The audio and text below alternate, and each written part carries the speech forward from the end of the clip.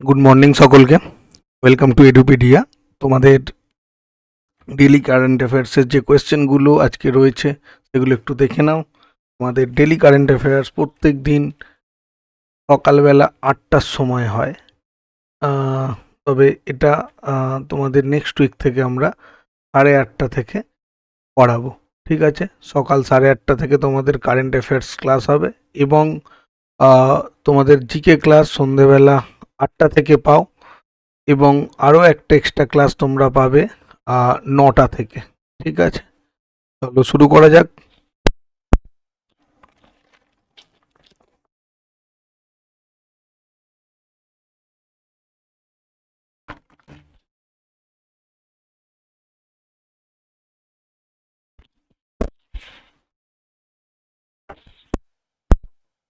দিল্লিতে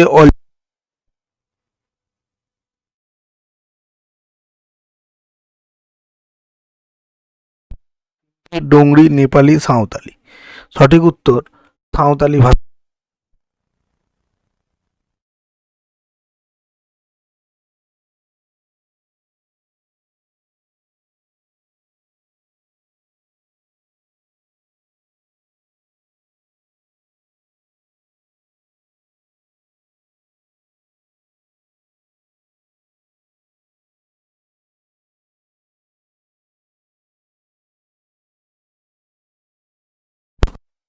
সম্পর্কে আমরা যদি জেনে নিই, সাঁওতালি ভাষা আগে রোমান, ওড়িয়া, দেবনাগরী, বাংলা লিপিতে লেখা হতো, কিন্তু এই লিপিগুলি সাঁওতালি ভাষার সঠিক উচ্চারণ ও ধ্বনি প্রকাশ করতে পারত না। সেই জন্যই অলচিকি লিপি 1925 সালে পণ্ডিত রঘুনাথ মুর্মু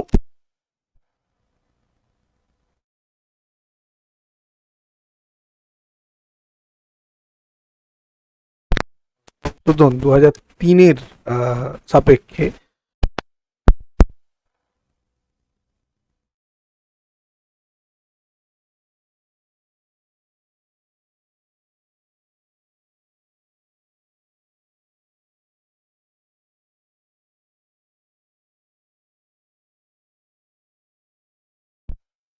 অনেকগুলো ইনফরমেশন কিন্তু তোমরা এখান থেকে পেলে।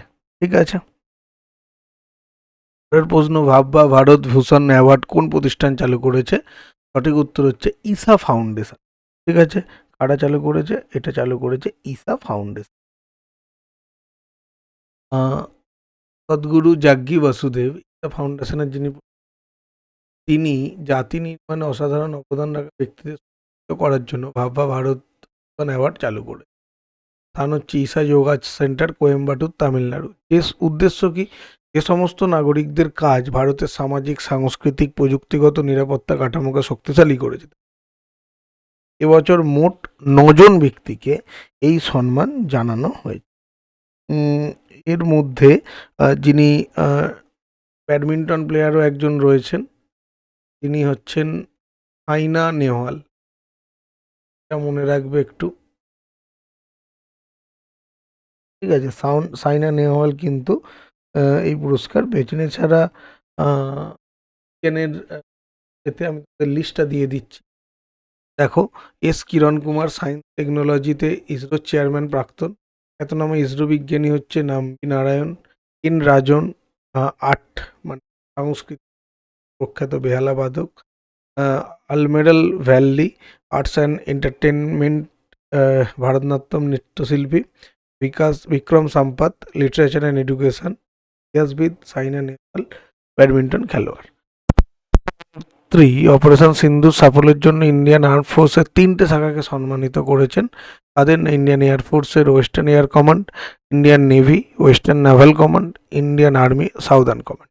ঠিক আছে, এই ইনফরমেশনটা মনে রাখবে। তার মধ্যে এইটা বেশি করে মনে রাখবে এবং এইটা রাখবে। ঠিক আছে, পরের প্রশ্ন দেখো, institute of chartered accounts of India ICAI এর সভাপতি কাকে নিয়োগ করা হয়েছে? সঠিক উত্তর হচ্ছে CA প্রসন্ন কুমার ডি। ঠিক আছে, CA প্রসন্ন কুমার ডিকে নিয়োগ করা হয়েছে।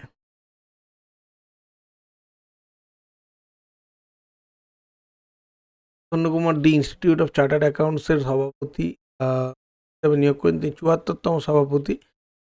চরণজিৎ সিং নন্দার, যিনি এর আগের সভাপতি ছিলেন, তার স্থলাভিষিক্ত হয়েছেন প্রসন্নকুমার।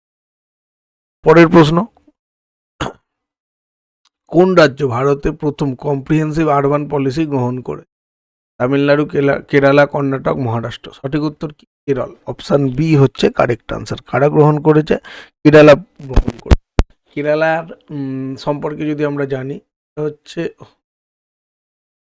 ভারতের দক্ষিণ পশ্চিম উপকূলে অবস্থিত কেরালা একটি গ্রীষ্মমণ্ডলীয় রাজ্য, যা ঈশ্বরের নিজের দেশ নামে পরিচিত। ঠিক আছে, ঈশ্বরের নিজের দেশ।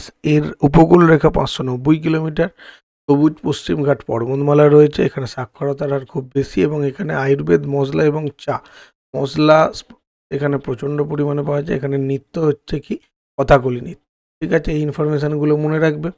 কেরলের কথা যদি ধরো, কেরলের অবস্থান হচ্ছে কোথায়? এইখানে দেখ। তাহলে এর পাশে কে রয়েছে? কর্ণাটক এবং তামিলনাড়ু। ঠিক আছে, কেরলকে এই জায়গাটায় ভালোভাবে দেখানো। ম্যাপটা দেখে নিলে তোমরা পুরোপুরি আইডিয়া করে নিতে পারো কোন জায়গায় কোনটা রয়েছে, সরি, রাজ্য রয়েছে। ঠিক আছে, খুব সুন্দর করে জায়গাটা বোঝানো রয়েছে। কোথায়? মহারাষ্ট্র দেশ, ওয়েস্ট বেঙ্গল। জায়গাটাকে কিন্তু সুন্দর করে বোঝানো। চেন্নাই।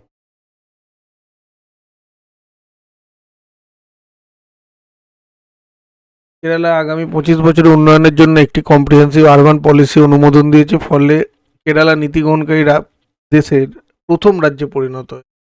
এই নীতি 2050 সাল পর্যন্ত উন্নয়নের একটি রোডম্যাপ প্রস্তুত করে। আরবান পলিসি অনুযায়ী 2050 সালের মধ্যে কেরালের প্রায় 80% জনসংখ্যা শহরে বসবাস করবে। এই নীতির প্রধান লক্ষ্য হল কেরালাকে ক্লাইমেট স্মার্ট শহর এবং নগরগুলির একটি নেটওয়ার্ক হিসাবে গড়ে তোলা, যা ক্লাইমেট চেঞ্জের চ্যালেঞ্জ মোকাবিলা করতে সক্ষম হবে। এখানে কেরালা সম্পর্কে যে ইনফরমেশান, রাজধানী তিরুবনন্তপুরম, মুখ্যমন্ত্রী পিনারাই বিজয়ন, ইনি এনার সেকেন্ড টার্ম করছেন, এবং রাজ্যপাল হচ্ছে রাজেন্দ্র বিশ্বনাথ আর্লেকার। ইনি 2025 সালে রাজ্যপাল হিসাবে অভিষিক্ত হয়েছেন।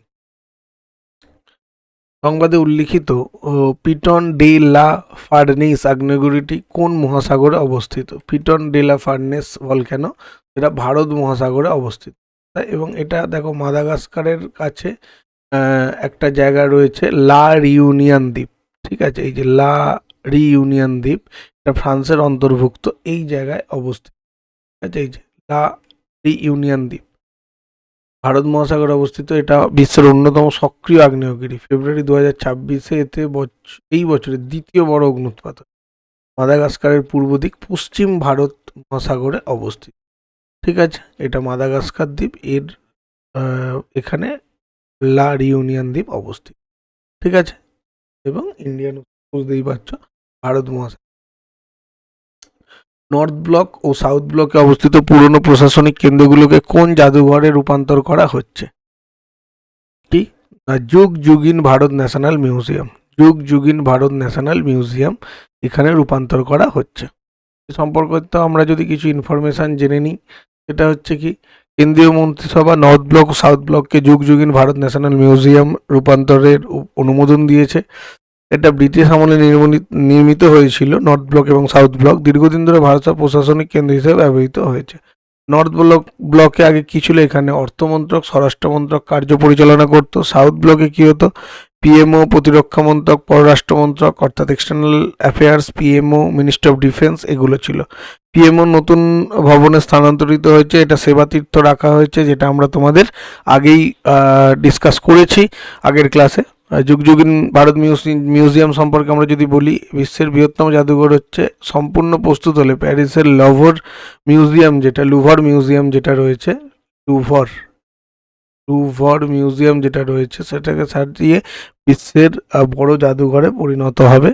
গ্যালারি ও শিল্পকর্ম, এখানে প্রায় 30টি গ্যালারি থাকবে, যেখানে ভারতের 5000 বছরের প্রাচীন সভ্যতার 80,000 থেকে 1 লক্ষ শিল্পকর্ম প্রদর্শিত হবে। এই জাদুঘর গড়ে তুলতে ফ্রান্স ভারতবর্ষকে সাহায্য করেছে। ঠিক আছে, ইনফরমেশানগুলো কিন্তু অবশ্যই মনে রাখবে। এগুলো থেকে অনেক প্রশ্ন আসতে পারে, কারেন্ট অ্যাফেয়ার, স্ট্যাটিক, যে কোনো প্রশ্ন আসতে পারে। ঠিক আছে, পরের প্রশ্ন দেখো, টি-20 ইতিহাসে 700 উইকেট নেওয়া প্রথম বোলার কে? ডোয়েন ব্র্যাভো খেলেন না। এখন আর সুনীল নারিন, রশিদ খান, ইমরান তাহিরও আর খেলেন না। Rashid Khan option C. সকলেই চেনে রশিদ খানকে। আইপিএলের দৌলতে, ক্রিকেট খেলার দৌলতে এখন আফগানিস্তান অনেক উন্নতি করেছে। টি-20 ইতিহাসে রশিদ খান 700 উইকেট পেয়েছেন প্রথম বোলার হিসাবে। ইনি এটা কবে করেছেন দেখো, এখন রিসেন্টলি টি-20 ওয়ার্ল্ড কাপ চলছে, সেখানে ইউএইর বিরুদ্ধে দিল্লির অরুণ জেটলি স্টেডিয়ামে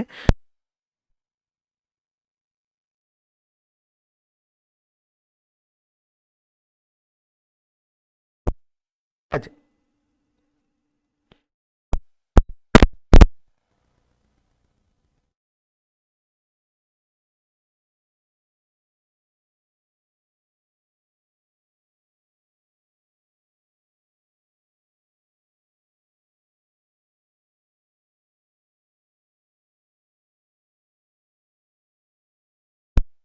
এবার যদি আফগানিস্তানের কথা বলি, দেখো আফগানিস্তানের রাজধানী হচ্ছে কাবুল, মুদ্রা হচ্ছে আফগানি, এবং এখানের ভাষা হচ্ছে দারি এবং পশতু ভাষা এখানে চলে। এর অবস্থান দেখো, এক পাশে পাকিস্তান, তাজিকিস্তান, ইরান, ঠিক আছে, তুর্কিমেনিস্তান, এখানে চায়না। এই আফগানিস্তান পুরো একদম স্থলবেষ্টিত একটা দেশ। ওকে, দেখো টি-20 ওয়ার্ল্ড কাপে যদি বলি, টি-20 ওয়ার্ল্ড কাপ হোস্ট করছে এবারে ইন্ডিয়া অ্যান্ড শ্রীলঙ্কা, ঠিক আছে, ইন্ডিয়া অ্যান্ড শ্রীলঙ্কা। এবারে 20টা দেশ খেলছে, 20টা দেশ, এটা মনে রাখবে, ঠিক আছে। দেখা যাক ভারত এবারে কি করতে পারে। আর এইটা আইসিসি টি-20 ওয়ার্ল্ড কাপ। যদি আইসিসি সম্পর্কে আমরা বলতে চাই, আইসিসি মানে এর হেডকোয়ার্টার হচ্ছে দুবাই, ঠিক আছে, ইউএইতে। এবং এর যে চেয়ারম্যান, আমাদের ভারতীয় জয় শাহ, এই চেনা হয়তো, আমাদের স্বরাষ্ট্রমন্ত্রী অমিত শাহের ছেলে, ঠিক আছে। আর তারা যে ইনফরমেশনটা, আইসিসি কত সালে স্থাপিত হয়েছিল, সেটা হচ্ছে 1909 সালে, ঠিক আছে। ইনফরমেশন অত্যন্ত প্রয়োজন, ইনফরমেশন অবশ্যই ডাউন করে নেবে।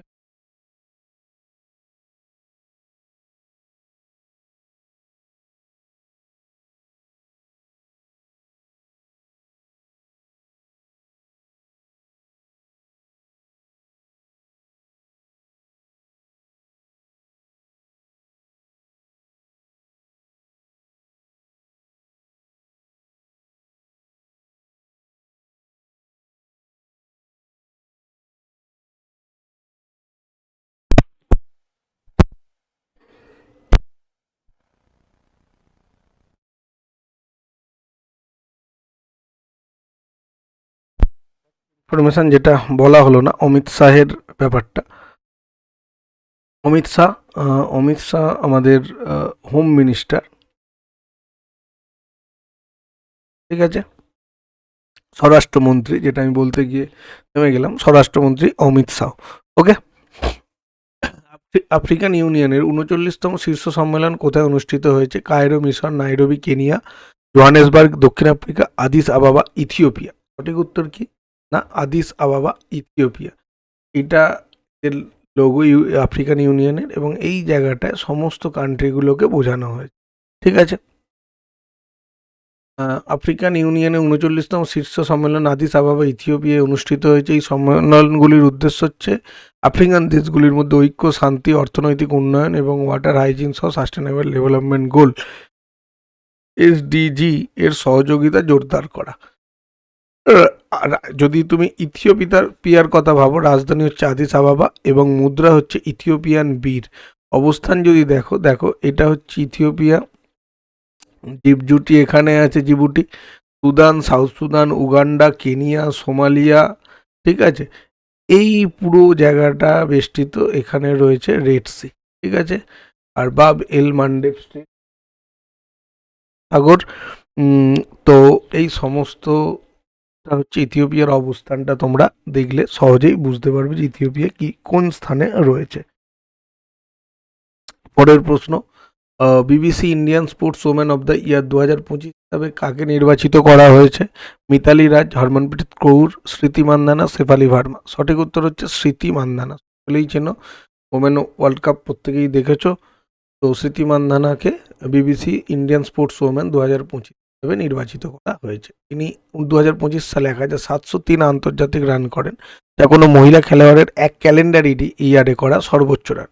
এক বছরে 1000-এর বেশি ওডিআই রান করা বিশ্বের প্রথম মহিলা ক্রিকেটার। অস্ট্রেলিয়ার বিরুদ্ধে 50 বলে 100 রান করে বিরাট কোহলির রেকর্ড ভেঙে।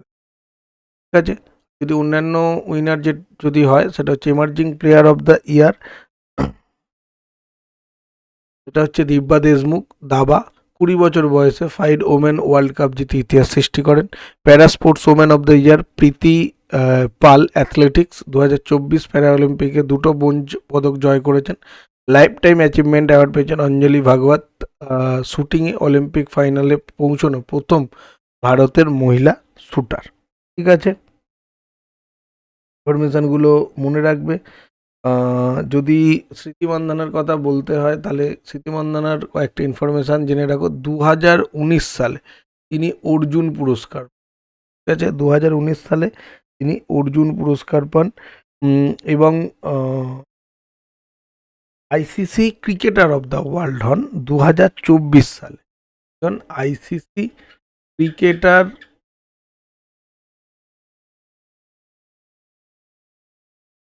অফ দ্য ইয়ার, ঠিক আছে, আইসিসি ক্রিকেটার অফ দ্য ইয়ার হন 2024। এই ইনফরমেশানটা মনে রাখবে। আর যদি বিবিসির কথা বলো, বিবিসি তোমার 1922 সালে প্রতিষ্ঠিত হয়। কত সালে? 1922 সালে প্রতিষ্ঠিত হয় এবং এর হেডকোয়ার্টার হচ্ছে কোথায় না লন্ডন। গীতা পট্টনায়ক সম্প্রতি প্রয়াত হয়েছেন। তিনি কোন ক্ষেত্রের সঙ্গে যুক্ত ছিলেন? ওড়িয়া সঙ্গীত, শাস্ত্রীয় সঙ্গীত, থিয়েটার নির্দেশনা, চিত্র। সঠিক উত্তর হচ্ছে ওড়িয়া সঙ্গীত। এর সঙ্গে যুক্ত ছিলেন, ওড়িয়া সঙ্গীতের সঙ্গে যুক্ত ছিলেন।